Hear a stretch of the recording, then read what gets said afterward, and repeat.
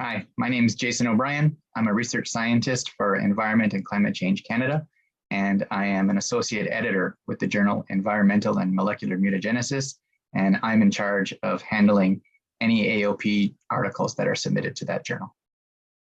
Well, just to start, should editors be AOP specialists? There's definitely some principles of AOP development that editors need to be aware of. It's critical that editors understand the structure of AOPs and the AOP framework in general. In particular, they'll need to understand what is critical for the supporting evidence associated with AOPs. This is what they'll need to review during what we call the compliance check before an AOP can be sent to reviewers. So one person in the editorial board will need to be familiar with AOPs or become familiar with the AOPs. If editors have specific questions of how to deal with the review of an AOP, will there be some kind of assistance from OECD?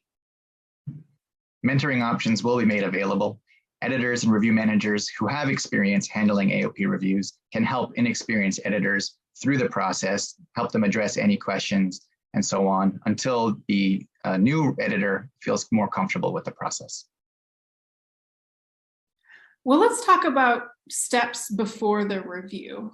First of all, what should be included in the submission? And so what should editors expect to receive? All submissions must include a fully developed AOP description completed in the AOP wiki. A full AOP description includes an AOP page and any associated key event pages and key event relationship pages.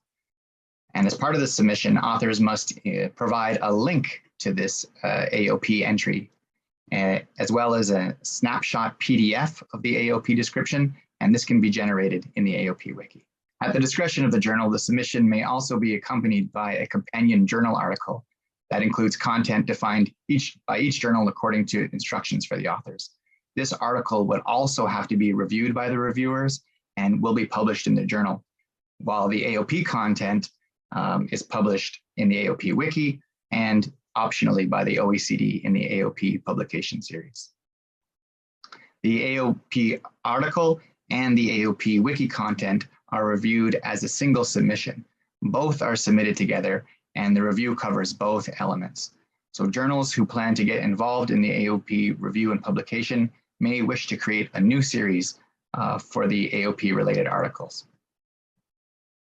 For a reviewed AOP to be considered for OECD endorsement and subsequent publication in the AOP series, the content of the AOP wiki must be reviewed. So this is a fundamental difference compared to a standard journal review. So how does an editor judge if the submission in the AOP wiki, the snapshot, is suitable for review? AOPs that are submitted for review should be compliant with the AOP development principles that have been described in the developer's handbook before it can be sent to reviewers. This is what we call the compliance check. Editors are therefore required to conduct this compliance check before a scientific review can start. The major components of a compliance check include ensuring that the authors have completed all the required sections of the AOP wiki and ensuring that the information provided in the AOP wiki is appropriately structured. And the compliance check must be conducted on the overall AOP page and any associated key event and key event relationship pages. The OECD has developed a compliance checklist that can be used by editors to help them guide them through this process. For AOPs that are included in the OECD work plan, there's a chance that a compliance check may have already been done if a coach has been assigned to a particular AOP.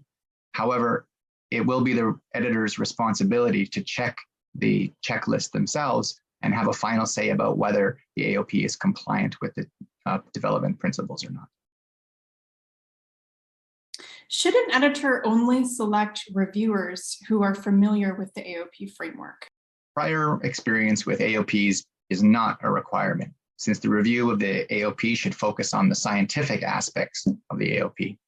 However, once enrolled in the review panel, reviewers will be asked to become familiar with the AOP principles, and training material and webinars are available for this. And in addition, many reviewers will not have had experience with AOPs, so the review manager or the editor is often encouraged to hold a kickoff meeting before the review starts to help familiarize inexperienced reviewers with AOP principles. Does the OECD have a list of expert reviewers, or will there be some kind of assistance from the OECD to identify experts in the field to conduct the review? At the request of the journal, and provided that the AOP under review is on the OECD work plan, the OECD may offer assistance in identifying suitable reviewers. The OECD will contact the working party of the national coordinators and the working party on hazard assessment to ask them to identify and nominate candidate reviewers. The OECD will communicate the list of candidate reviewers gathered through this channel to the journal within 2 weeks following the request.